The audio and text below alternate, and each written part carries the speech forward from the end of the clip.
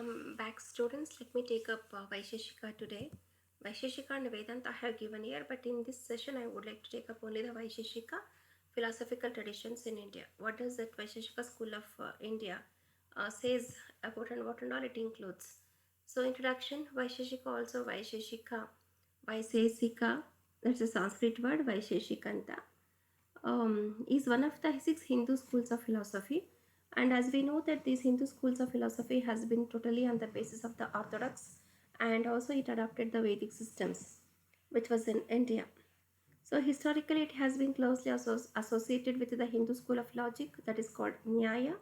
The Vaisheshika is primarily a metaphysics system of thought which classifies all beings into 7 categories and postulate that all objects in the the physical universe are reducible to a finite number of atoms. Vaisheshika ಅನ್ನತಕ್ಕಂಥದ್ದು ಒಂದು ಸಂಸ್ಕೃತ ಪದವೂ ಹೌದು.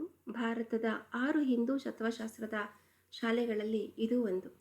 ಈ ಎಲ್ಲ ಶಾಲೆಗಳನ್ನ ಸಹ ನಾನು ಸಾಂಪ್ರದಾಯಿಕತ್ವದಲ್ಲಿ ನಾವು ಕಾಣ್ತಾ ಬರ್ತೀವಿ. ಇವೆಲ್ಲವನ್ನೂ ಸಹ ವೈದಿಕ ವ್ಯವಸ್ಥೆಯ ಮೇಲೆ ಅಥವಾ ವೇದಿಕ್ ಸಿಸ್ಟಮ್ ಮೇಲೆ ಇವು ನಿಂತಿರುತ್ತೆ. ಐತಿಹಾಸಿಕವಾಗಿ ಇದು ಹಿಂದೂ ತರ್ಕಶಾಲೆಯ ನ್ಯಾಯ ಅನ್ನೋದ್ರ ಜೊತೆ ನಿಕಟವಾಗಿರತಕ್ಕಂಥ ಸಂಬಂಧವನ್ನು ಸಹ ಹೊಂದಿದೆ. ವೈಶೇಷಿಕ ಪ್ರಾಥಮಿಕವಾಗಿ ಒಂದು ಮೆಟಾಫಿಸಿಕ್ಸ್ ಚಿಂತನೆ ಆಗಿದೆ. ಇದು ಎಲ್ಲ ಜೀವಿಗಳನ್ನು ಒಟ್ಟು 7 ವರ್ಗಗಳನ್ನಾಗಿ ವರ್ಗೀಕರಣವನ್ನು ಮಾಡುತ್ತೆ. ಮತ್ತು ಭೌತಿಕ ಬ್ರಹ್ಮಾಂಡದಲ್ಲಿನ ಎಲ್ಲ ವಸ್ತುಗಳು ಸೀಮಿತ ಸಂಖ್ಯೆಯ ಪರಮಾಣುಗಳಿಗೆ ಕಡಿಮೆಯಾಗುತ್ತೆ ಅಂತಲೂ ಸಹ ಇವರು ಪ್ರತಿಪಾದಿಸ್ತಾ ಇದ್ದಾರೆ. ಅಂದರೆ ಎಷ್ಟು ವಸ್ತುಗಳ ಸೀಮಿತ ಅನ್ನೋದು ಅಷ್ಟು ಪರಮಾಣುಗಳಿಗೆ, ಅಷ್ಟು ಸಂಖ್ಯೆ ಪರಮಾಣುಗಳಿಗಿಂತ ಕಡಿಮೆ ಇರುತ್ತೆ ಅಥವಾ ಕಡಿಮೆ ಆಗುತ್ತೆ ಮುಂದೆ ಅನ್ನತಕ್ಕಂಥ ಒಂದು ಅರ್ಥವನ್ನು ಇದು ಕೊಡ್ತಾ ಇದೆ. ವೈಶೇಷಿಕ ಮೂಲದ ನಿಖರ ಅವಧಿಗಳನ್ನು ನಾವೆಲ್ಲೂ ಸಹ ಕಾಣಲಿಕ್ಕೆ ಸಿಗೋದಿಲ್ಲ ನಮಗೆ. ಇದು ನ್ಯಾಯಕ್ಕಿಂತ ಹೆಚ್ಚು ಪ್ರಾಚೀನವಾಗಿದೆ ಅಂತಲೇ ಭಾವನೆಯನ್ನು ಅಥವಾ ಭಾವಿಸಲಾಗಿದೆ. ಮತ್ತು ಅದು ಮೊದಲಿನದ್ದು ಆಗಿರಬಹುದೇನೋ ಹೇಳಕ್ಕೆ ಸಾಧ್ಯ ಇಲ್ಲ, ಯಾಕಂದರೆ ನಿಖರವಾಗಿರತಕ್ಕಂಥ ಮಾಹಿತಿಯನ್ನು ನಾವೆಲ್ಲೂ ಕಾಣಲಿಕ್ಕೆ ಸಿಗ್ತಾ ಇಲ್ಲ. ಆದರೆ ಬೌದ್ಧ ಧರ್ಮ ಮತ್ತು ಜೈನ ಧರ್ಮದೊಂದಿಗೆ ಕನಿಷ್ಠ ಇದು ಸಮಕಾಲೀನವಾಗಿತ್ತು ಅಂತ ನಾವು ಹೇಳ್ಬೋದು. ವೈಶೇಷಿಕ ಸಂಸ್ಥಾಪಕನನ್ನು ನಾವು 300 BCಗಳ ನಂತರ ಬರೆದ ವೈಶೇಷಿಕ ಸೂತ್ರದ ಲೇಖಕ ಕನ್ನಡ ಅಂತ ಹೇಳಿಬಿಟ್ಟು ನಾವು ಪರಿಗಣಿಸ್ತೀವಿ. The founder of Vaisheshika is considered to be Kanada, author of the Vaisheshika Sutra, written some time after 300 BC. What is the origin? ಇದರ ಮೂಲ ಏನು? ವೈಶೇಷಿಕದ ಮೂಲ ಏನು? I will take up straight away in ಕನ್ನಡದಲ್ಲೇ ಒಟ್ಟಿಗೆ ತಗೊಳ್ಳೋದು ವಾಸಿ ಅಂತ ಅನ್ನಿಸ್ತಾ ಇದೆ. ಕಾರಣ ಏನು ಅಂತ ಹೇಳಿದ್ರೆ ಟೈಮ್ ಕನ್ಸ್ಯೂಮ್ ಜಾಸ್ತಿ ಆಗುತ್ತೆ, ನಿಮ್ಗೆ ಕೇಳೋದಕ್ಕೆ ಹೆಚ್ಚಿಗೆ ಆಗೋದಿಲ್ಲ ಅನ್ನೋ ಒಂದು ಕಾರಣಕ್ಕಾಗಿ I will take up everything in Kannada. And the English medium students, if you are really interested, you can go through this here and there. I will just explain you in English also. Vaisheshika is a system of pluralistic realism which emphasizes that reality consists in difference.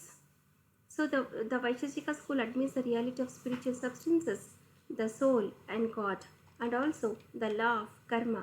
Therefore its atomism is not materialism.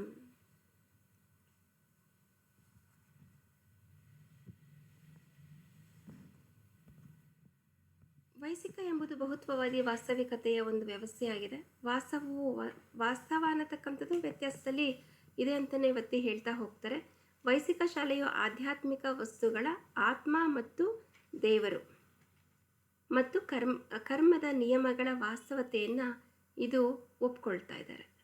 ಆದ್ದರಿಂದ ಅದರ ಪರಮಾಣುವು ಭೌತವಾದದಲ್ಲ ಅಂತ ಅವರು ಹೇಳಿದ್ದಾರೆ.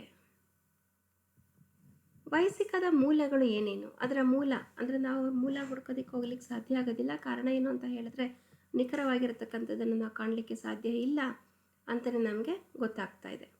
ವೈಶೇಷಿಕ ತತ್ವಶಾಸ್ತ್ರದ 6 ಹಿಂದೂ ಶಾಲೆಗಳಲ್ಲಿ ಇದು ಸಹ ಒಂದಾಗಿದೆ. ವೈಶೇಷಿಕ ಅನ್ನತಕ್ಕಂಥದ್ದು ಎಂಬ ಪದ ವಿಶೇಷದಿಂದ ಬಂದಿದೆ. ಇದರರ್ಥ ವ್ಯತ್ಯಾಸ ಅಥವಾ ವಿಶಿಷ್ಟ ಲಕ್ಷಣ ಅಥವಾ ನಿರ್ದಿಷ್ಟತೆ ಅಂತ ನಾವು ಹೇಳ್ತೀವಿ. ವೈಶಿಕ ಮುಖ್ಯವಾಗಿ ಭೌತಶಾಸ್ತ್ರ ಮತ್ತು ಮೆಟಾಫಿಸಿಕ್ಸ್ನ ಒಂದು ವ್ಯವಸ್ಥೆಯಾಗಿದೆ. ಅದು ಅನುಭವದ ಎಲ್ಲ ವಸ್ತುಗಳನ್ನು 6ಕ್ಕೆ ವರ್ಗೀಕರಣ ಮಾಡುತ್ತೆ. ಅಂದರೆ 6 ಭಾಗಗಳನ್ನಾಗಿ ಇದು ವರ್ಗೀಕರಣವನ್ನು ಮಾಡುತ್ತೆ. ಮತ್ತು ಭೌತಿಕ ಬ್ರಹ್ಮಾಂಡದ ಎಲ್ಲ ವಸ್ತುಗಳು ಸೀಮಿತ ಸಂಖ್ಯೆಯ ಪರಮಾಣುಗಳಿಗೆ ಕಡಿಮೆಯಾಗುತ್ತೆ ಅಂತಲೂ ಸಹ ಇದು ಪ್ರತಿಪಾದನೆಯನ್ನು ಮಾಡುತ್ತೆ. ನಾವೀಗಾಗಲೇ ಹೇಳಿದ ಹಾಗೆ ವೈಶೇಷಿಕದ ಸಂಸ್ಥಾಪಕರಾದಂತಹ ಕನ್ನಡ ಇದನ್ನು ಕನ್ಭೋಕ್ ಅಂತಲೂ ಸಹ ಕರೀತಾರೆ. ಉಲುಕನ ಮಗ ಅಂದರೆ ಉಲುಕ್ಯ ಅಂತ ನಾವು ಕರಿತೀವಿ ಇಲ್ಲಿ. So that is what it has been given here. So the founder of Vaisheshika is Kanada, also known as Kanabhuk, Aulukya the son of Uluka and also Kashyapa. ಯಾರಿದು ಅಲೋಕ್ಯ ಅನ್ನತಕ್ಕಂಥವ್ರು ಇವರ ಮಗ ಆಗಿರ್ತಾರೆ, ಉಲುಕ ಮತ್ತು ಕಶ್ಯಪನ ಮಗ ಆಗಿರ್ತಾರೆ. ಸುಗ್ಗಿಯ ನಂತರ ಹೊಲಗಳಿಂದ ತೆಗೆದ ಧಾನ್ಯಗಳ ಮೇಲೆ ವಾಸಿಸುತ್ತಿದ್ದ ತಪಸ್ವಿಗಳಾಗಿದ್ದರಿಂದ ಅವನಿಗೆ ಕನ್ನಡ ಎಂಬ ಹೆಸರನ್ನು ಇಡ್ತಾರೆ. ಕಾನ ಅಂತ ಹೇಳಿದ್ರೆ ಧನ್ಯ, ಕನ ಅಂದರೆ ಧಾನ್ಯ ಎಂಬ ಪದದ ಅರ್ಥವನ್ನು ಕೊಡುತ್ತೆ. ಕಣ ಮೋಸ್ಟ್ಲಿ ನಿಮ್ಗೆ ಇದೆಲ್ಲ ಬಹಳ ಸುಲಭವಾಗಿ ಅರ್ಥ ಆಗುತ್ತೆ. ಕಣ ಮಾಡ್ತಾರೆ ಅಂತಲೂ ಹೇಳ್ತಾ ಇರ್ತಾರೆ. ಸೊ ಧಾನ್ಯ ಅಥವಾ ಕಣ, ನಿರ್ದಿಷ್ಟ ಅಥವಾ ಪರಮಾಣು, that means it specific or atom also. ಆದ್ದರಿಂದ ಕನ್ನಡ ಕಾನ ಭೋಕ್ ಎಂಬ ಹೆಸರಿನ ಪದ ಅರ್ಥ ಆಗಿರುತ್ತೆ ಪರಮಾಣು ಭಕ್ಷಕ, ಪರಮಾಣುವಿನ ಭಕ್ಷಕ. ಸೊ ಕನ್ನಡ ವೈಶಿಕ ಸೂತ್ರದ ಲೇಖಕ ಆಗಿದ್ದಾರೆ. ವೈಶಿಕ ಮೂಲದ ನಿಖರವಾದ ದಿನಾಂಕಗಳನ್ನು ಸ್ಥಾಪಿಸೋಕ್ಕೆ ಆಗಲಿಲ್ಲ. ಇದು ನ್ಯಾಯಕ್ಕಿಂತ ಹೆಚ್ಚು ಪ್ರಾಚೀನವಾಗಿದೆ ಮತ್ತು ಮೊದಲಿನದಾಗಿದ್ದರೂ ಆಗಿರಬಹುದು ಅಂತ ಈಗಾಗಲೇ ನಾನು ನಿಮಗೆ ತಿಳಿಸ್ಕೊಟ್ಟಿದ್ದೀನಿ. ಆದರೆ ಬೌದ್ಧ ಧರ್ಮ ಮತ್ತು ಜೈನ ಧರ್ಮದೊಂದಿಗೆ ಕನಿಷ್ಠ ಸಮಕಾಲೀನವಾಗಿಯೂ ಸಹ ನಾನು ಇದಿತ್ತು ಅಂತಲೂ ಹೇಳಿದ್ವಿ. ಅದರ ಜೊತೆಗೆ ಇದನ್ನು 300 BCಗೂ ಸಹ ನಂತರ ಬರೆಯಲಾಗಿದೆ ಅಂತ ಹೇಳ್ತಾರೆ. ಬಹುಶಃ 2ನೇದಿಂದ 4ನೇ ಶತಮಾನವರೆಗೆ ಸಿಯಿಂದ ಕಾಣ್ಬೋದು ಅಂತ ಹೇಳ್ತಾರೆ. ಇನ್ನೊಂದು 5ನೇ ಶತಮಾನದ ಆಸುಪಾಸಿನಲ್ಲಿ ಪ್ರಶಸ್ತ ಪದ ವೈಶಿಕ ಸೂತ್ರದ ಬಗ್ಗೆ ಭಾಷ್ಯ ಅಥವಾ ಭಸ್ಯವನ್ನು ಬರೆದರು ಅಂತ ಹೇಳ್ತಾರೆ. ಅದಕ್ಕೆ ಪ್ರತಿಯಾಗಿ ವೈಮಶೇಖರಾಚಾರ್ಯ ಉದಯನ ಸುಮಾರು 984 CE, ಶ್ರೀವತ್ಸಾಚಾರ್ಯ ಮತ್ತು ಶ್ರದ್ಧಾರ ಅವರು ಸಹ ಇದಕ್ಕೆ ಪ್ರತಿಕ್ರಿಯೆಯನ್ನು ನೀಡಿದ್ದಾರೆ. ನಂತರ ವೈಶೇಷಿಕ ಏನಾಗುತ್ತೆ ಅಂತ ಹೇಳಿದ್ರೆ it has bin totally Vaisheshika ಸೂತ್ರ ಹ್ಯಾಸ್ ಬಿನ್ ಇದು ಬದಲಾವಣೆಗಳನ್ನು ನಾವಿಲ್ಲಿ ಕಾಣ್ತಾ ಬರ್ತೀವಿ. The exact dates of the origin of Vaisheshika have not been established. It is more ancient than ನ್ಯಾಯ and may have preceded but was at least contemporary with the Buddhism and Jainism.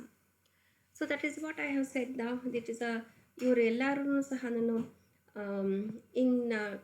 who and all commented for this ಅಂತ ಹೇಳಿದ್ರೆ these people have commented. ವ್ಯಾಮಶೇಖರಾಚಾರ್ಯ, Udayana ಮತ್ತು ಶ್ರೀವತ್ಸಕಾರ್ಯ ಮತ್ತು ಶ್ರೀಧರ ಇವರಿಷ್ಟು ಜನನು ಸಹ ನಾನು comment ಮಾಡಿರೋದನ್ನು ನಾವು ಕಾಣ್ತಾ ಹೋಗ್ತೀವಿ.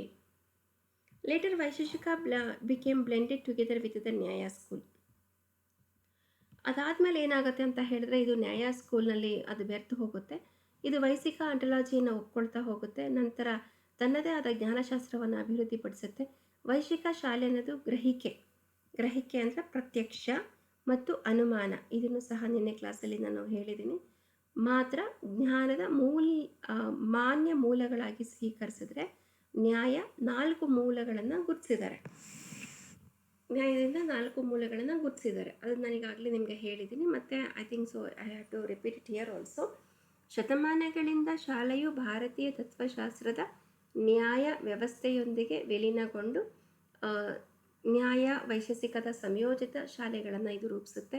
ಶಾಲೆಯು 15ನೇ ಶತಮಾನದ ನಂತರ ಭಾರತದಲ್ಲಿ ಸ್ವಾಭಾವಿಕ ಕುಸಿತವನ್ನು ಇದು ಅನುಭವಿಸುತ್ತೆ. So what happens here? The school suffered a natural decline in India after the 15th century. 15ನೇ ಶತಮಾನದ ನಂತರ ಇದು ತನ್ನ ಅಸ್ತಿತ್ವವನ್ನು ಕಳ್ಕೊಳ್ತಾ ಬರುತ್ತೆ. Kannada did not mention god in the Vaisheshika ಸೂತ್ರ. ಇವರು ಎಲ್ಲೂ ಸಹ ದೇವರ ಬಗ್ಗೆ ಉಲ್ಲೇಖವನ್ನು ಮಾಡಲಿಲ್ಲ ಕನ್ನಡ ಅವರು ವೈಶಿಕ ಸೂತ್ರದಲ್ಲಿ.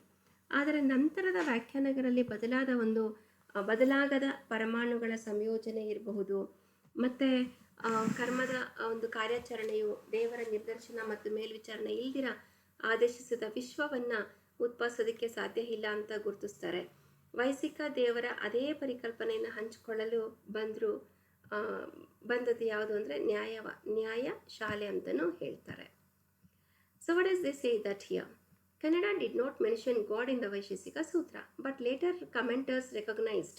ಏನಂತ ಕಮೆಂಟ್ ಮಾಡ್ತಾರೆ ಇವರು? The combinations of unchanging atoms, ಇದು ಬದಲಾಗದೇ ಇರತಕ್ಕಂಥದ್ದು ಯಾವ್ದ್ಯಾವುದು atoms, and the operation of ಕರ್ಮದ ಒಂದು operations could not produce an ordered universe without the direction and oversight of a God. and Vaisheshika came to share the same concept of God as the Nyaya school. What are the categories we come across here? Vaisheshika is a system of pluralistic realism which emphasizes that reality consists in difference. It classifies all objects of experience into 7 padartha or categories. So ಪದಾರ್ಥಗಳ ಬಗ್ಗೆ ನಾನು ನೆನ್ನೆನೂ ಸಹ ಹೇಳಿದ್ದೆ. ಏನು ಈ ವರ್ಗಗಳು ಹೇಗೆ ಮಾಡ್ತಾರೆ ಅಂತ ಹೇಳಿದರೆ, ವೈಶೇಷಿಕ ಎಂಬುದು ಮಹತ್ವವಾದಿ ವಾಸ್ತವಿಕತೆಯ ಒಂದು ವ್ಯವಸ್ಥೆಯಾಗಿದೆ. ವಾಸ್ತವವು ವ್ಯತ್ಯಾಸವನ್ನು ಸಹ ಒಳಗೊಂಡಿರುತ್ತೆ ಅಂತ ಎನ್ನತಕ್ಕಂಥದ್ದನ್ನು ಇವರು ಒತ್ತಿ ಹೇಳ್ತಿದ್ದಾರೆ. ಇದು ಅನುಭವದ ಎಲ್ಲ ವಸ್ತುಗಳನ್ನು 7 ಪದಾರ್ಥ ಅಥವಾ ವರ್ಗಗಳಾಗಿ ವಿಂಗಡಣೆಯನ್ನು ಮಾಡುತ್ತೆ ಅಥವಾ ವರ್ಗೀಕರಣವನ್ನು ಮಾಡುತ್ತೆ. ಪದಾರ್ಥ ಎಂದರೆ ಅಕ್ಷರಶಃ ಅರ್ಥೈಸಬಹುದಾದ ಜ್ಞಾನ ಮತ್ತು ಹೆಸರಿಸಲಾದ ಅಭಿಧೇಯ ವಸ್ತು. I repeat, what is the meaning of the term ಪದಾರ್ಥ? ಇಟ್ ಈಸ್ ನಥಿಂಗ್ ಬಟ್ ಅರ್ಥೈಸಬಹುದಾದ, ಅರ್ಥ ಮಾಡ್ಕೊಂಡಿದ್ದೀರಾ, ಅರ್ಥ ಹೇಳ್ತಿದ್ದೀರಾ ಅಂದರೆ ಜ್ಞಾನ. ಹೆಸರಿಸಲಾದ, ಹೆಸರನ್ನು ಕೊಟ್ಟಿದ್ದೀರಾ, you know that what it is, that is called ಅಭಿಧೇಯ ವಸ್ತು. 7 ವಿಭಾಗಗಳು ಯಾವುದ್ಯಾವುದು? 7 ವಿಭಾಗಗಳು. ಮೊದಲನೇದಾಗಿ ವಸ್ತು ಅಂದರೆ ದ್ರವ್ಯ, ಗುಣಮಟ್ಟ, ಗುಣ, ಕ್ರಿಯೆ, ಕರ್ಮ, ಸಾಮಾನ್ಯತೆ, ಸಾಮಾನ್ಯ, ನಿರ್ದಿಷ್ಟತೆ, ವಿಶೇಷ, ಅಂತರ್ಗತ, ಸಮವಾಯ ಮತ್ತು ಅಸ್ತಿತ್ವದಲ್ಲಿಲ್ಲದ ಅಭಾವ. ಮೂಲತಃ ವೈಶಿಕ ಮೊದಲ 6 ವಿಭಾಗಗಳನ್ನು ಮಾತ್ರ ಇವರು ಈ ಶಾಲೆಯಲ್ಲಿ ಗುರುತಿಸಿದ್ದಾರೆ.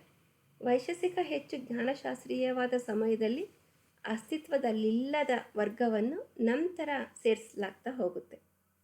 ಕನ್ನಡ ವೈಶೇಷಿಕ ಸೂತ್ರದಲ್ಲಿ ಇಲ್ಲದಿರುವ ಬಗ್ಗೆ ಮಾತನಾಡಿದರೂ ಅವನು ಅದಕ್ಕೆ ಪದಾರ್ಥದ ಸ್ಥಾನಮಾನವನ್ನು ನೀಡಲಿಲ್ಲ. ಅಭಾವ ಅನ್ನತಕ್ಕಂಥ ವರ್ಗವನ್ನು 7ನೇದಾಗಿ ಸಹ ಸೇರಿಸಿದರೂ ಸಹ ಬೇರೆ ಎಲ್ಲ 6 ವರ್ಗಗಳಿಗೆ ಏನೆಲ್ಲ ಒಂದು ಸ್ಥಾನಮಾನವನ್ನು ಕೊಡ್ತಾರೆ, ಇವಕ್ಕೆಲ್ಲ ಇದೇ ರೀತಿಯ ಒಂದು ಸ್ಥಾನಮಾನವನ್ನು ಅವರು ಅಭಾವಗೆ ಕೊಡಲಿಲ್ಲ. So that is what they say that though Kanada spoke of the non being in the Vaisheshika Sutra, he did not give it the status of a padartha. Next is about ದ್ರವ್ಯ. Let us take up one by one. ಒಂದೊಂದನ್ನೇ ತೆಗೆದುಕೊಳ್ತಾ ಹೋಗೋಣ. 7 ವೈಶೇಷಿಕದಲ್ಲಿ ಬರತಕ್ಕಂಥದ್ದು, ಯಾಕಂದರೆ ವೈಶೇಷಿಕ ನಿಂತಿರೋದು 7 ಪದಾರ್ಥಗಳ ಮೇಲೆ, ಹಾಗಾಗಿ ಒಂದೊಂದನ್ನೇ ತೆಗೆದುಕೊಳ್ತಾ ಹೋಗ್ತೇನೆ. A substance, it is A ದ್ರವ್ಯ, is defined as a substratum where actions and qualities inhere. Substance is the basis of qualities and actions, actual or potential, present or future. What does it mean now? ಒಂದು ವಸ್ತುವನ್ನು ದ್ರವ್ಯ ಅಂತ ಕರಿತೀವಿ.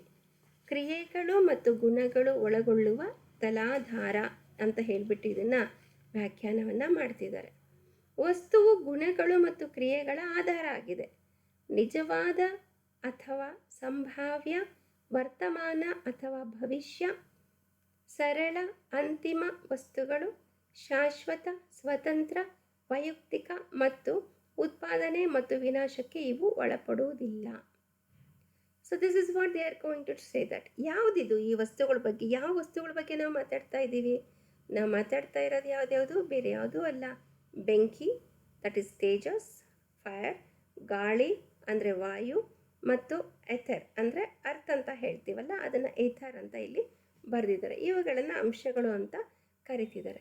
ಮೊದಲ 4 ಭೂಮಿ, ನೀರು, ಬೆಂಕಿ ಮತ್ತು ಗಾಳಿ ಭೌತಿಕ ವಿಶ್ವವನ್ನು ರೂಪಿಸುವ ಅಂತಿಮ ಅವಿನಾಭಾವ ಪರಮಾಣುಗಳನ್ನು ಸೂಚಿಸುತ್ತೆ. ಅರ್ಥ ಅನ್ನೋದು ಪರಮಾಣು ಅಲ್ಲ, ಅಥವಾ ಇತರ ಅನ್ನೋದು ಪರಮಾಣು ಅಲ್ಲ. ಆದರೆ ಅನಂತ ಮತ್ತು ಶಾಶ್ವತ ಮತ್ತು ಪರಮಾಣು ಅಂಶಗಳು ಒಂದಕ್ಕೊಂದು ಸೇರಿಕೊಳ್ಳುವ ಮಾಧ್ಯಮವನ್ನು ರೂಪಿಸುತ್ತೆ. 5 ಅಂಶಗಳು ಪ್ರತಿಯೊಂದು ಒಂದು ವಿಶಿಷ್ಟವಾದ ಗುಣಮಟ್ಟ, ವಾಸನೆ, ರುಚಿ, ಬಣ್ಣ, ಸ್ಪರ್ಶ ಮತ್ತು ಧ್ವನಿಯನ್ನು ಹೊಂದಿರುತ್ತೆ. ಇದು 5 ಭೌತಿಕ ಇಂದ್ರಿಯಗಳಲ್ಲಿ ಒಂದಕ್ಕೆ ಅನುರೂಪವಾಗಿದೆ ಮತ್ತು ಪ್ರತಿಯೊಂದು ಅಂಶವೂ ಈ ಅರ್ಥವನ್ನು ರೂಪಿಸುತ್ತೆ ಅಂತಲೇ ಹೇಳ್ತಾ ಹೋಗ್ತಾರೆ. Clear? So this is about, there are 9 substances what we come across, under that 5 of which physical substances earth, that is nothing but the Prithvi, water is nothing but the air, fire is nothing but the Tejas, air is Vayu, and ether, it is called Akasha.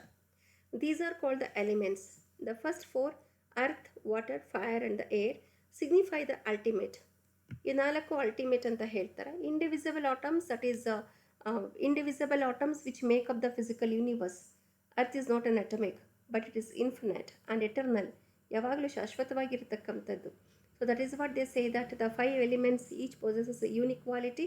This is nothing but the smell, taste, colour, touch and the sound.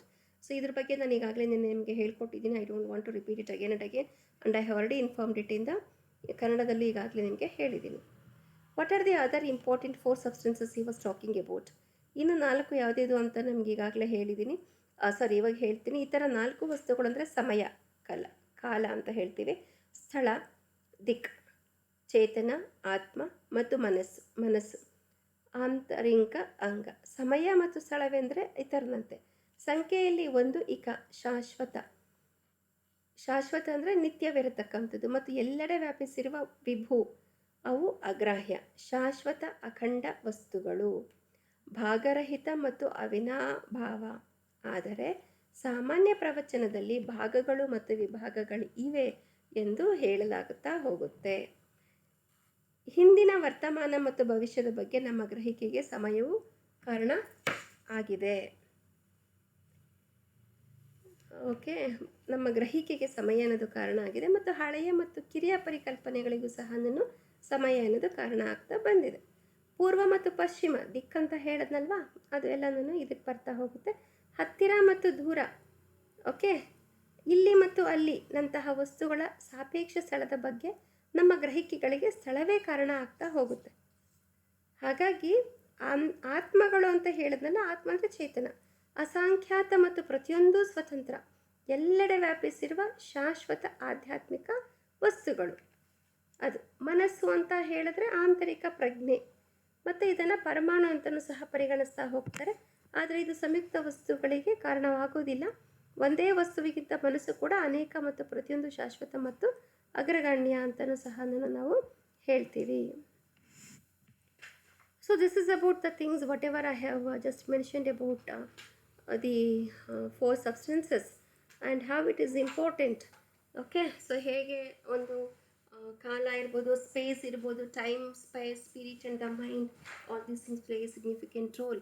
And why they have given importance for all these things, important points we need to understand. What is the quality ಅಂದರೆ ಗುಣ ಹೇಗಿರಬೇಕು ಅಂತ ಹೇಳಿಬಿಟ್ಟು ಇದಕ್ಕೂ ಸಹ ಪ್ರಯಾರಿಟಿಯನ್ನು ಈ ಸ್ಕೂಲಲ್ಲಿ ಕೊಟ್ಟಿರೋದನ್ನು ಕಾಣ್ತಾ ಹೋಗ್ತೀವಿ.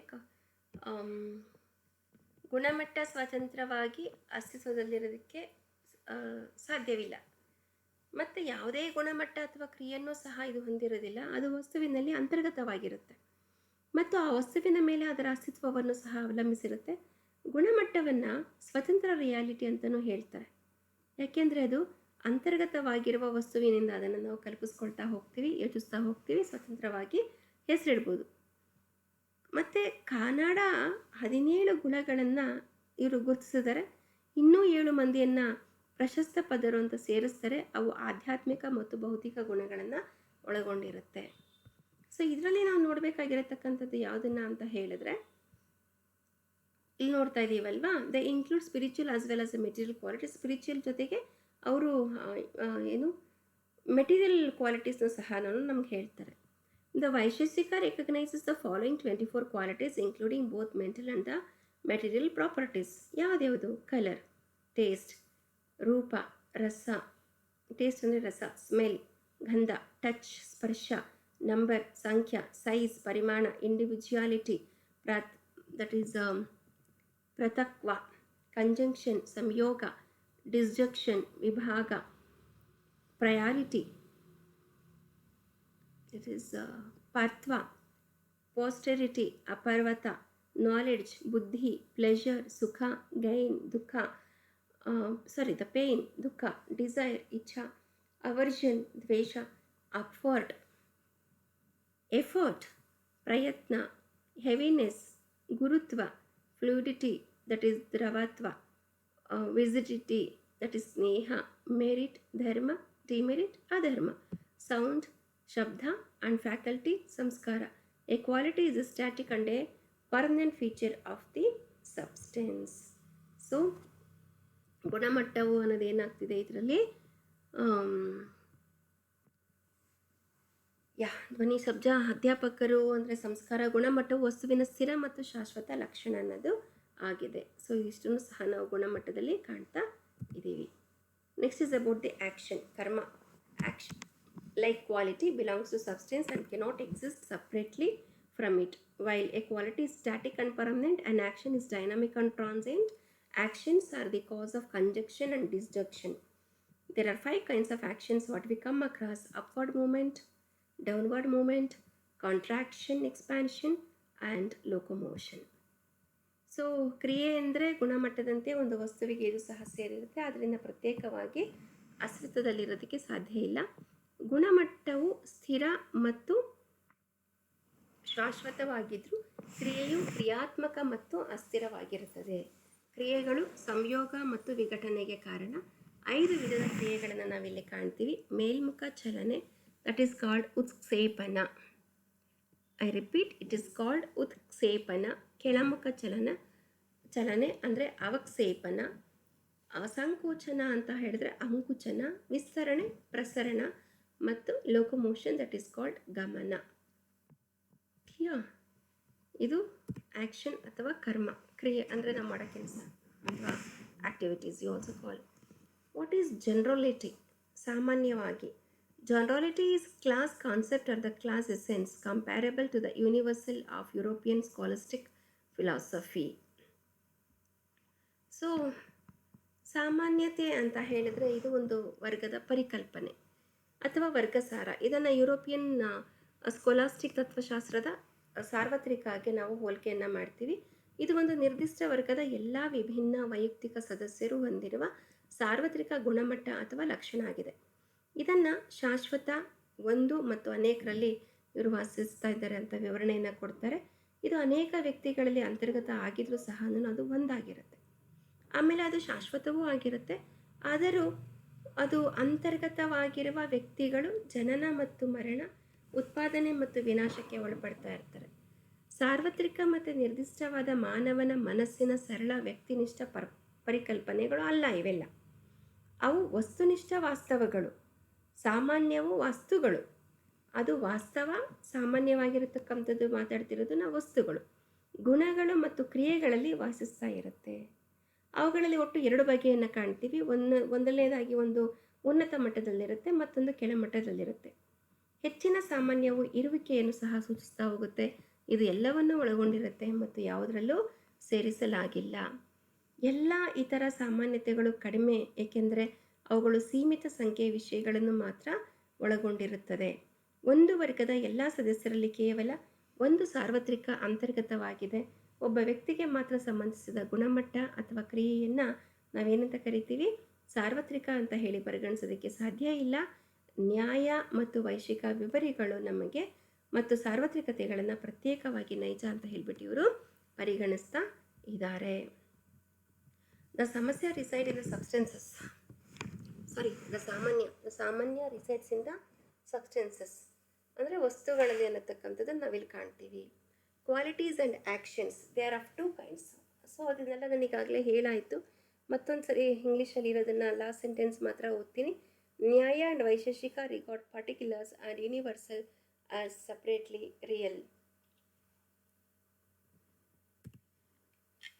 ಪರ್ಟಿಕ್ಯುಲರ್ಲಿ ವಿಶೇಷವಾಗಿ ಇದನ್ನೇ ಹೇಳೋದು ಅಂತ ಹೇಳ್ತೀವಲ್ಲ, ಹಾಗಾಗಿ ಪರ್ಟಿಕ್ಯುಲಾರಿಟಿ ಅಂತ ನಾವಿಲ್ಲಿ ಓದೋಣ. ಅಥವಾ ಪರ್ಟಿಕ್ಯುಲಾರಿಟಿ ಈಸ್ ವಿಶೇಷ. allows us to perceive things as different from one another. Every individual is a particular, single, unique and different from all others. Particular ಆಗಿ ಎಲ್ಲರ ಒಂದು ಸ್ವಭಾವ ಹೇಗಿರುತ್ತೆ, ಯಾವುದರ ಮೇಲೆ ಹೇಳ್ತಾ ಹೋಗ್ತೀರಾ ನೀವೆಲ್ಲ? ಸೊ ಜನರಲೈಸ್ ಮಾಡಿ ಹೇಳೋದಕ್ಕೆ ಸಾಧ್ಯ ಆಗೋದೇ ಇಲ್ಲ, ಹೌದಾ ಇಲ್ವಾ? ಸೊ ನಿರ್ದಿಷ್ಟತೆ ಅಂತ ಹೇಳ್ತೀವಿ ಇದನ್ನು. ನಿರ್ದಿಷ್ಟತೆ ನಮಗೆ ಪರಸ್ಪರ ಭಿನ್ನವಾಗಿರುವುದನ್ನು ಗ್ರಹಿಸೋದಕ್ಕೆ ಅನುವು ಮಾಡಿಕೊಡ್ತಾ ಹೋಗುತ್ತೆ. ಒಬ್ಬೊಬ್ಬ ವ್ಯಕ್ತಿಯು ಮತ್ತೊಬ್ಬ ವ್ಯಕ್ತಿಗೆ ಅದೇನಾಗಿರ್ತಾರೆ, ಎಲ್ಲರೂ ಸಹ ಒಬ್ಬರಿಗಿಂತ ಒಬ್ಬರು ಭಿನ್ನ. ಓಕೆ, ಪ್ರತಿಯೊಬ್ಬ ವ್ಯಕ್ತಿಯೂ ನಿರ್ದಿಷ್ಟ, ಅವನೊಬ್ಬನೇ ಏಕ, ಅನನ್ಯವಾಗಿರ್ತಾನೆ, ಎಲ್ಲರಿಗಿಂತನೂ ಭಿನ್ನ. ಇಬ್ಬರೂ ಒಂದೇ ಅಂತ ಯಾವ ಸಂದರ್ಭದಲ್ಲೂ ನೀವು ಹೇಳ್ಕೊಳ್ಳೋದಕ್ಕೆ ಸಾಧ್ಯ ಆಗದೇ ಇರತಕ್ಕಂಥದ್ದು. ಸಂಯುಕ್ತ ವಸ್ತುಗಳ ಪ್ರತ್ಯೇಕತೆಯನ್ನು ಸೂಚಿಸೋದಕ್ಕೆ ವೈಶೇಷಿಕ ಅವ್ರು ಏನು ಮಾಡ್ತಾರೆ, ಈ ವರ್ಗಗಳನ್ನು ಬಳಸೋದಿಲ್ಲ. ಇದನ್ನು ಅವುಗಳ ಭಾಗಗಳ ವ್ಯತ್ಯಾಸಗಳಿಂದ ನಾವು ಗುರುತಿಸ್ತಾ ಹೋಗ್ತೀವಿ. ನಿರ್ದಿಷ್ಟತೆಯ ವರ್ಗವನ್ನು ಅತ್ಯಂತ ಮೂಲಭೂತ, ಸರಳ, ಅಂತಿಮ ವಸ್ತುಗಳಿಗೆ ಅನ್ವಯಿಸಲಾಗುತ್ತೆ. ಇಲ್ದಿದ್ರೆ ಅದನ್ನು ಸಮಾನವಾಗಿ ಗ್ರಹಿಸಲಾಗುತ್ತೆ. ಪರಮಾಣುಗಳು ಆತ್ಮಗಳು, ಸ್ಥಳ, ಸಮಯ ಮತ್ತು ಮನಸ್ಸು ಸೇರಿದಂತೆ ಪ್ರತಿಯೊಂದು ಭಾಗರಹಿತ ಅಂತಿಮ ವಸ್ತು, ದ್ರವ್ಯ ತನ್ನದೇ ಆದಂತಹ ಮೂಲ ವಿಶಿಷ್ಟತೆಯನ್ನು ಅದು ಹೊಂದಿರುತ್ತೆ. ಜೊತೆಗೆ ಅನನ್ಯತೆಯನ್ನು ಸಹ ಅದು ಹೊಂದಿರುತ್ತೆ. So this is what we say about the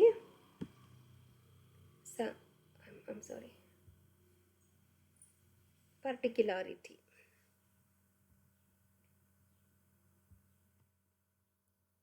next is about the non existence or ಅಭಾವ. ಏನು ಅಭಾವ ಅಥವಾ ನಾನ್ ಎಕ್ಸಿಸ್ಟೆನ್ಸ್ ಅನ್ನೋದು ಹೇಗೆ ಹೇಳ್ತಾ ಹೋಗ್ತೀವಿ. ಅದಕ್ಕಿಂತ ಮುಂಚೆ ಇನ್ನು ಒಂದು ಕಾರಣವನ್ನು ಇಲ್ಲಿ ಹೇಳಿಬಿಡ್ತೇನೆ. ಸೊ ಪರ್ಟಿಕ್ಯುಲಾರಿಟಿ ಬಗ್ಗೆನೇ ಎರಡು ವಿಷಯಗಳ ನಡುವೆ ಬೇರ್ಪಡಿಸಲಾಗದಂತೆ ಸಂಪರ್ಕ ಇದು ಹೊಂದಿರುತ್ತೆ. ಯಾವುದ್ಯಾವುದು? ಇನ್ಹೆರೆನ್ಸ್ ಅಂದರೆ ಸಮವಾಯ, ಒಂದು ಮತ್ತು ಶಾಶ್ವತ ಸಂಬಂಧವಾಗಿದ್ದು. ಸೊ ಕನ್ನಡ ಅವರು ಹೇಳ್ತಾರೆ ಇಲ್ಲಿ ಕಾರಣ ಮತ್ತು ಪರಿಣಾಮದ ನಡುವಿನ ಸಂಬಂಧ ಎಂದು ವ್ಯಾಖ್ಯಾನವನ್ನು ಮಾಡಿದರೆ, ಮತ್ತು ಪ್ರಶಸ್ತ ಪದ ಅವರು ಬೇರ್ಪಡಿಸಲಾಗದ ವಿಷಯಗಳ ನಡುವೆ ಇರುವ ಸಂಬಂಧ. ಧಾರಕ ಮತ್ತು ಒಳಗೊಂಡಿರುವ ಸಂಬಂಧಗಳಲ್ಲಿ ಪರಸ್ಪರ ನಿಲ್ಲೋದು ಮತ್ತು ಕಲ್ಪನೆಯ ಒಂದು ಆಧಾರ ಆಗಿದೆ ಅಂತ ಇವರು ಹೇಳ್ತಾರೆ. ಹಾಗಾಗಿ ಭಾಗ ಅಂದರೆ ಇವರು ಸಂಪೂರ್ಣವಾಗಿ ಯಾವುದಕ್ಕೆ ಪ್ರಯಾರಿಟಿಯನ್ನು ಕೊಡ್ತಿದ್ದಾರೆ ಅಂತಂದರೆ ಭಾಗ ಮತ್ತು ಸಂಪೂರ್ಣವಾಗಿರತಕ್ಕಂಥದ್ದು ಇದು ಒಂದು ಭಾಗ ಅಂತ ಹೇಳಿರ್ತಕ್ಕಂಥದ್ದು. How we have taken one particular part ಅಂತ ಇಲ್ವಾ, ಹಾಗೆ ಗುಣಮಟ್ಟ ಮತ್ತು ವಸ್ತು. ಗುಣಮಟ್ಟ ಈಸ್ ಡಿಫ್ರೆಂಟ್, ಯಾವ ಕ್ವಾಲಿಟಿ ಅಂತ ಹೇಳ್ತೀವಿ. ಆ್ಯಂಡ್ ಸಬ್ಜೆಕ್ಟ್, ಕ್ರಿಯೆ ಮತ್ತು ವಸ್ತು. ಕ್ರಿಯೆ ಅಂತ ಹೇಳಿದ್ರೆ ಕ್ರಿಯೆ ಈಸ್ ವರ್ಕ್ ಅಂತ ಬೇಕಾದರೂ ಹೇಳ್ಬೋದು. ಮತ್ತು ವಸ್ತು ಸಬ್ಜೆಕ್ಟ್. ನಿರ್ದಿಷ್ಟ ಮತ್ತು ಸಾರ್ವತ್ರಿಕ, ನಿರ್ದಿಷ್ಟತೆ ಮತ್ತು ಶಾಶ್ವತ ವಸ್ತು, ಇವಿಷ್ಟನ್ನು ಕಾಣ್ತೀವಿ. ಅಭಾವ ಅಂತಂದರೆ ಏನು ಅಂದರೆ ಇದನ್ನು ಅಸ್ತಿತ್ವದಲ್ಲಿಲ್ಲದ ಕಣದಕ್ಕಿಂತ ನಂತರ ಪ್ರತ್ಯೇಕ ವರ್ಗ ಅಂತ ಇದನ್ನು ನಾನು ಹೇಳಿದೆ. 6 ಅವರು ಇದೇ ಸ್ಥಾನಮಾನಗಳನ್ನು ಕೊಡ್ತಾರೆ, ಒಂದನ್ನು ಮಾತ್ರ ಅವರು ಪರಿಗಣಿಸೋದಿಲ್ಲ ಅಂತ ಹೇಳಿಬಿಟ್ಟು. ಸೊ ಇದನ್ನು ಅವ್ರು ಏನು ಮಾಡ್ತಾರೆ, ಅಷ್ಟೊಂದು ಇದನ್ನು ಪ್ರತ್ಯೇಕ ವರ್ಗ ಅಂತ ಹೇಳಿಬಿಟ್ಟು ಇವ್ರು ಮಾಡ್ತಾರೆ. ಇತರ 6 ವಿಭಾಗಗಳು ಸಂಪೂರ್ಣ ಮತ್ತು ಸಕಾರಾತ್ಮಕವಾಗಿದ್ದರೆ ಅಸ್ತಿತ್ವವು ಸಾಪೇಕ್ಷ ಮತ್ತು ಗುಣಾತ್ಮಕವಾಗಿಯೂ ಇರುತ್ತೆ. ಜ್ಞಾನವು ಅಗತ್ಯವಾಗಿ ವಸ್ತುವನ್ನು ಅದನ್ನು ಸೂಚಿಸುತ್ತೆ. ತಿಳಿದಿರುವ ವಸ್ತುವಿಗಿಂತ ಇದು ಭಿನ್ನವಾಗಿರುತ್ತೆ ಮತ್ತು ಆ ವಸ್ತುವು ಸ್ವತಂತ್ರವಾಗಿ ಅಸ್ತಿತ್ವದಲ್ಲಿದೆ ಅಂತ ಹೇಳಿಬಿಟ್ಟು ವೈಶೇಷಿಕ ನಂಬ್ತಾರೆ. ಅಂತೆಯೇ ನಿರಾಕರಣೆಯ ಜ್ಞಾನವು ನಿರಾಕರಿಸಲ್ಪಟ್ಟ ವಸ್ತುವನ್ನು ಸೂಚಿಸ್ತಾ ಹೋಗುತ್ತೆ. ಅದು ಆ ವಸ್ತುವಿಗಿಂತ ಭಿನ್ನವಾಗಿರುತ್ತೆ. ಅಸ್ತಿತ್ವದಲ್ಲದ 4 ವಿಧಗಳಿದ್ದಾವೆ. ಹಿಂದಿನ ಅಸ್ತಿತ್ವ ಅಂದರೆ ಅಸ್ತಿತ್ವದ ಮೊದಲು ಅದರ ಅಸ್ತಿತ್ವ ಇಲ್ಲದೇ ಇರತಕ್ಕಂಥದ್ದು. ನಂತರದ ಅಸ್ತಿತ್ವದಲ್ಲಿಲ್ಲ. ಇದು ತುಂಬ ಕನ್ಫ್ಯೂಷನ್ಗಾಗಿ ಇದೆ ನಿಮಗೆ ಅನ್ನಿಸ್ತಾ ಇರೋದು. 4 ವಿಧಗಳು ಇವರು ಹೇಳ್ತಾ ಇರತಕ್ಕಂಥದ್ದು. ಯಾವುದ್ಯಾವುದನ್ನು ಇವರು ಹೇಳ್ತಾ ಇದ್ದಾರೆ ಅಂತ ಹೇಳಿದ್ರೆ, ಈ says that similarly he says that what is existing and what is non-existing. Antecedent non-existence, the non-existence of a thing before its production. Subsequent non-existence, the non-existence of a thing after its destruction.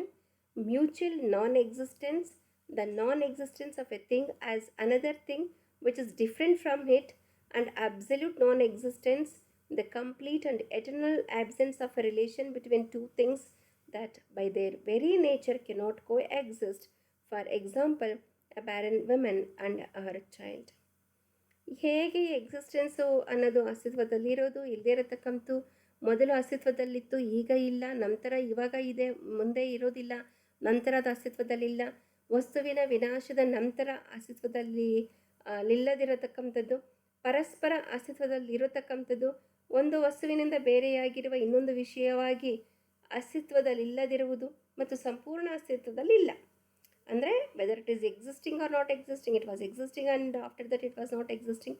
ಅವುಗಳ ಸ್ವಭಾವತಃ ಸಹಬಾಳ್ವೆ ನಡೆಸಲು ಸಾಧ್ಯವಿಲ್ಲದ ಎರಡು ವಿಷಯಗಳ ನಡುವಿನ ಸಂಬಂಧದ ಸಂಪೂರ್ಣ ಮತ್ತು ಶಾಶ್ವತ ಅನುಪಸ್ಥಿತಿ. ಉದಾಹರಣೆಗೆ ಬಂಜರು ಮಹಿಳೆ ಮತ್ತು ಆಕೆಯ ಮಗು. ಈ ಎಕ್ಸಾಂಪಲನ್ನು ಇವರು ಕೊಡ್ತಿದ್ದಾರೆ. I don't know why has given this example. ಬಂಜರು ಮಹಿಳೆ ಮತ್ತು ಮಗು ಅಂತ ಅವ್ರು ಕೊಡಿ. A barren women and her child is a example what he has given here. Atomism. Okay, atomism. Yeah. ಪರಮಾಣುವಾದ ವೈಶೇಷಿಕ ಅಸತ್ಕಾರ್ಯವಾದ ಸಿದ್ಧಾಂತವನ್ನು ಪ್ರತಿಪಾದಿಸ್ತಾ ಇದ್ದಾರೆ. ಇದರ ಪರಿಣಾಮವು ಅದರ ಕಾರಣಕ್ಕೆ ಮೊದಲೇ ಅಸ್ತಿತ್ವದಲ್ಲಿಲ್ಲ.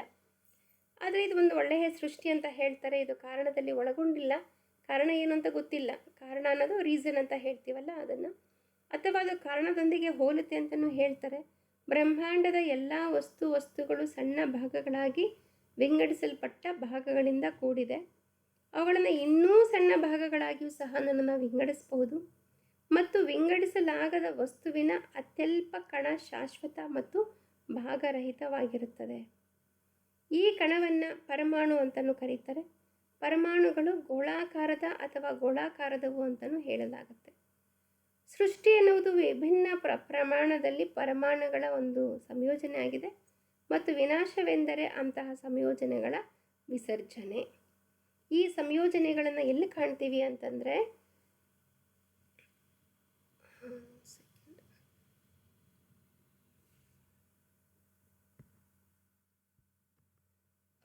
ಇನ್ನು ಸಣ್ಣ ಸಣ್ಣ ಭಾಗಗಳಾಗಿ ವಿಂಗಡಿಸಬಹುದು. ಮತ್ತಷ್ಟು ವಿಂಗಡಿಸಲಾಗದ ವಸ್ತುವಿನ ಅತ್ಯಲ್ಪ ಕಣ ಶಾಶ್ವತ ಮತ್ತು ಭಾಗರಹಿತವಾಗಿರುತ್ತೆ. ಈ ಕಣವನ್ನು ನಾವೇನಂತ ಕರಿತೀವಿ? ಪರಮಾಣು ಅಂತ ಕರಿತೀವಿ. ಪರಮಾಣುಗಳು ಗೋಳಾಕಾರದ ಅಥವಾ ಗೋಳಾಕಾರವು ಅಂತಲೂ ಹೇಳಲಾಗುತ್ತೆ. ಸೃಷ್ಟಿ ಅನ್ನತಕ್ಕಂಥದ್ದು ವಿಭಿನ್ನ ಪ್ರಮಾಣದಲ್ಲಿ ಪರಮಾಣುಗಳ ಒಂದು ಸಂಯೋಜನೆ. ಮತ್ತು ವಿನಾಶ ಅಂತ ಹೇಳಿದ್ರೆ ಏನು? ಸಂಯೋಜನೆಗಳ ಒಂದು ಏನು ಸಂಯೋಜನೆ ಆಗಿರುತ್ತೆ ಅದರ ಒಂದು ವಿಸರ್ಜನೆ. ಈ ಸಂಯೋಜನೆಗಳು ಪರಮಾಣುಗಳಲ್ಲಿ ಮೊದಲೇ ಅಸ್ತಿತ್ವದಲ್ಲಿಲ್ಲ, ಅಥವಾ ನೀವೇನಂತ ಹೇಳ್ಬೋದು, ಅವುಗಳ ಅಗತ್ಯ ಸ್ವರೂಪವನ್ನು ರೂಪಿಸೋದಕ್ಕೆ ಸಾಧ್ಯ ಇಲ್ಲ.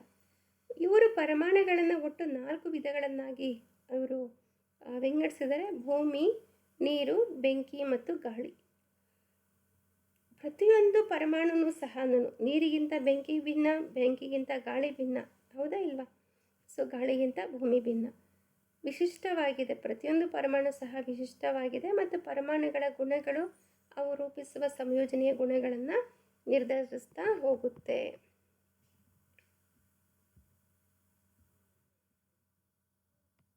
Every atom is unique and the qualities of atoms determine the qualities of the combinations they form. Now let me take up this self. Self ಅಂದರೆ ಏನು ಅನ್ನೋದನ್ನು ನಾವಿಲ್ಲಿ ನೋಡ್ತಾ ಹೋಗೋಣ. ಸೊ ಪರಮಾಣುಗಳ ಬಗ್ಗೆ ಹೇಳಿದಾಗ ಇನ್ನೊಂದನ್ನು ಹೇಳಿ ನಾನು ಇದನ್ನು ಕ್ಲೋಸ್ ಮಾಡ್ತೇನೆ. ಪರಮಾಣುಗಳು ಭೌತಿಕ ಜಗತ್ತಿಗೆ ಕಾರಣ ಆಗಿದೆ ಮತ್ತು ಆತ್ಮಗಳೊಂದಿಗೆ ಸಹ ಅದು ಶಾಶ್ವತ ಆಗಿದೆ. ಪರಮಾಣುಗಳು ತಮ್ಮಲ್ಲಿ ನಿಷ್ಕ್ರಿಯ ಮತ್ತು ಚಲನರಹಿತವೂ ಆಗಿದೆ. ವೈಯಕ್ತಿಕ ಆತ್ಮಗಳಲ್ಲಿ ವಾಸಿಸುವ ಅರ್ಹತೆ ಮತ್ತು ಡಿಮೆರಿಟ್, ಧರ್ಮ ಮತ್ತು ಅರ್ಹತೆ ಅಂತ ಹೇಳಿದ್ರೆ ಧರ್ಮ ಆಗುತ್ತೆ, ಡಿಮೆರಿಟ್ ಅಂದರೆ ಅಧರ್ಮ, ಕಾರಣದ ಶಕ್ತಿಯ ಚಲನೆಯನ್ನು ಅವರಿಗೆ ನೀಡಲಾಗುತ್ತೆ. ಪರಮಾಣುಗಳು ಭೌತಿಕ ಜಗತ್ತಿಗೆ ಕಾರಣ ಆಗಿದ್ದಾವೆ ಮತ್ತು ಆತ್ಮಗಳೊಂದಿಗೆ ಸಹ ಶಾಶ್ವತವಾಗಿದ್ದಾವೆ. ಪರಮಾಣುಗಳು ತಮ್ಮಲ್ಲಿ ನಿಷ್ಕ್ರಿಯ ಮತ್ತು ಚಲನರಹಿತವಾಗಿವೆ. ವೈಯಕ್ತಿಕ ಆತ್ಮಗಳಲ್ಲಿ ವಾಸಿಸುವ ಅರ್ಹತೆ ಮತ್ತು ಡಿಮೆರಿಟ್ನ ಕಾರಣದ ಶಕ್ತಿಯಿಂದನೂ ಸಹ ನನಗಾಗಲೇ ಹೇಳಿದಂಗೆ ಚಲನೆಯನ್ನು ಅವರಿಗೆ ನೀಡಲಾಗಿದೆ. ವೈದಿಕ ಶಾಲೆಯು ಆಧ್ಯಾತ್ಮಿಕ ವಸ್ತುಗಳ ಆತ್ಮ ಮತ್ತು ದೇವರು ಮತ್ತು ಕರ್ಮದ ನಿಯಮಗಳ ವಾಸ್ತವವನ್ನು ಇವರು ಒಪ್ಕೊಳ್ತಾ ಹೋಗ್ತಾರೆ. ಆದರೆ ಪರಮಾಣು ಅನ್ನತಕ್ಕಂಥದ್ದು ಭೌತಿಕವಾದವಲ್ಲ. ಸ್ವಯಂ ಅಂತ ಹೇಳಿದ್ರೆ ಪ್ರಜ್ಞೆಯು ದೇಹ, ಪ್ರಜ್ಞೆಯ ಅಂಗಗಳು ಮತ್ತು ಮನಸ್ಸಿನ ಆಸ್ತಿಯಾಗಿರಬಾರ್ದು ಎಂಬ ಅಂಶವನ್ನು, ಆತ್ಮದ ಅಸ್ತಿತ್ವವನ್ನು ಇಲ್ಲಿ ಗ್ರಹಿಸಲಾಗಿದೆ. ಪ್ರತಿಯೊಬ್ಬ ವ್ಯಕ್ತಿಗೆ ಪ್ರತ್ಯೇಕವಾಗಿರತಕ್ಕಂಥ ಆತ್ಮ ಇರುತ್ತೆ. ಅಸಂಖ್ಯಾತ ಆತ್ಮಗಳು ಪ್ರಜ್ಞೆಯ ಗುಣಮಟ್ಟದ ತಲಾಧಾರ ಆಗಿರುತ್ತೆ. ಸಂತೋಷ ಮತ್ತು ನೋವು, ಜ್ಞಾನ, ಭಾವನೆ ಮತ್ತು ಬಯಕೆಯ ಗುಣಗಳು ಆತ್ಮಕ್ಕೆ ಸಂಬಂಧಪಟ್ಟಿದೆ. ಪ್ರಜ್ಞೆಯನ್ನು ಆತ್ಮದ ಮೂಲ ತತ್ವವೆಂದು ಪರಿಗಣಿಸೋದಕ್ಕೆ ಸಾಧ್ಯ ಇಲ್ಲ, ಅಥವಾ ಸ್ವಯಂ ಬೇರ್ಪಡಿಸಲಾಗದ ಗುಣವೂ ಅಲ್ಲ. ಏಕೆಂದರೆ ನಿದ್ರೆಯ ಸಮಯದಲ್ಲಿ ಸ್ವಯಂ ಪ್ರಜ್ಞೆಯನ್ನು ಹೊಂದಿರೋದಿಲ್ಲ. ಬದಲಾಗಿ ಏನು ಮಾಡ್ತಿರ್ತೀವಿ? ನಿದ್ದೆ ಮಾಡಿದಾಗ ನಾವು ಎಚ್ಚರವಾಗಿರ್ತೀವ? ಇಲ್ಲ. ಬದಲಾಗಿ ಪ್ರಜ್ಞೆಯನ್ನು ಆತ್ಮದ ಸಾಹಸಮಯ ಲಕ್ಷಣವಾಗಿ ಈ ಸ್ಕೂಲ್ನವರು ನೋಡ್ತಾ ಇದ್ದಾರೆ.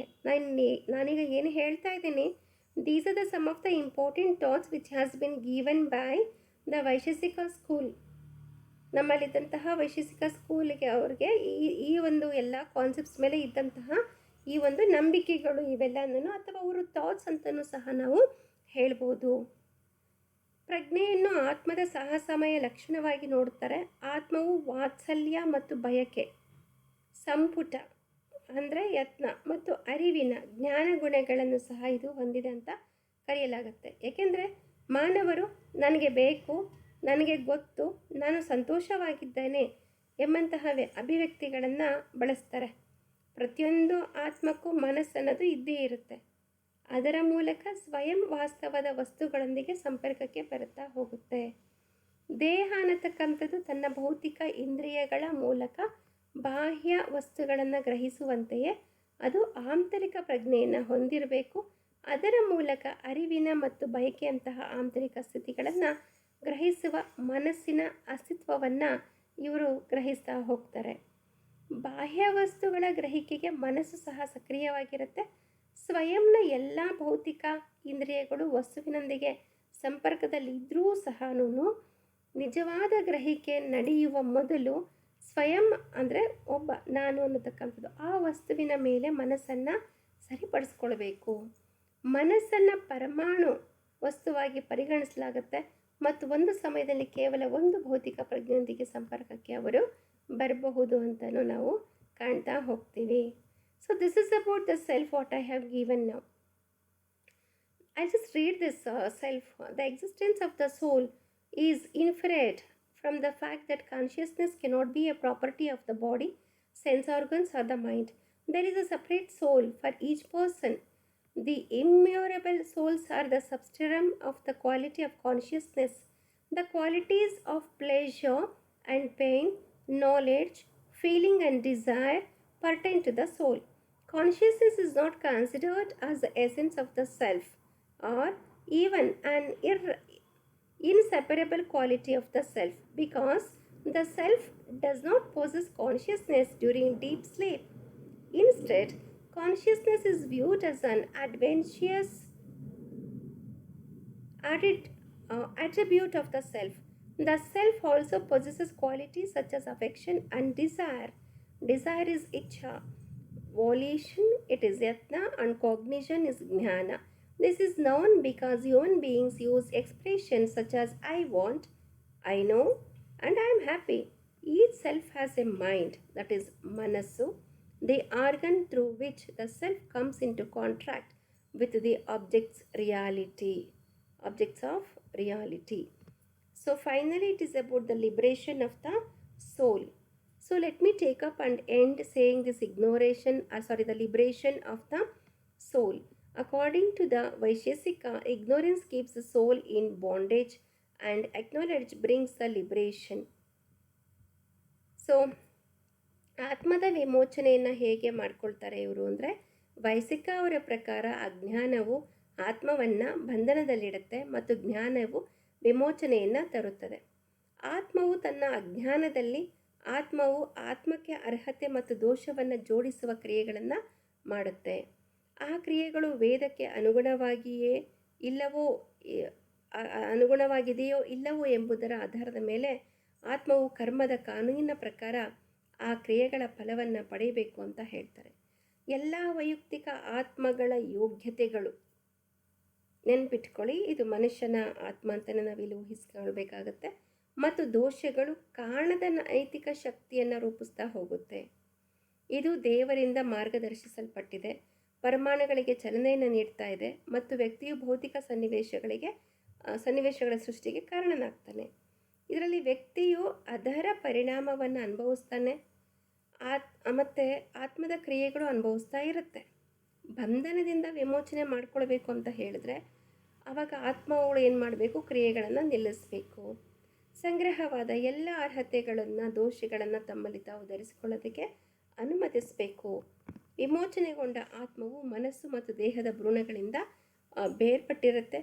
ಜ್ಞಾನ, ಆನಂದ, ನೋವು, ಪ್ರಜ್ಞೆ ಮತ್ತು ಇತರ ಎಲ್ಲ ಗುಣಗಳಿಂದ ಮುಕ್ತವಾದ ತನ್ನದೇ ಆದ ಶುದ್ಧ ಸ್ವರೂಪವನ್ನು ಸಹ ಇದು ಅರಿತುಕೊಳ್ತಾ ಹೋಗುತ್ತೆ.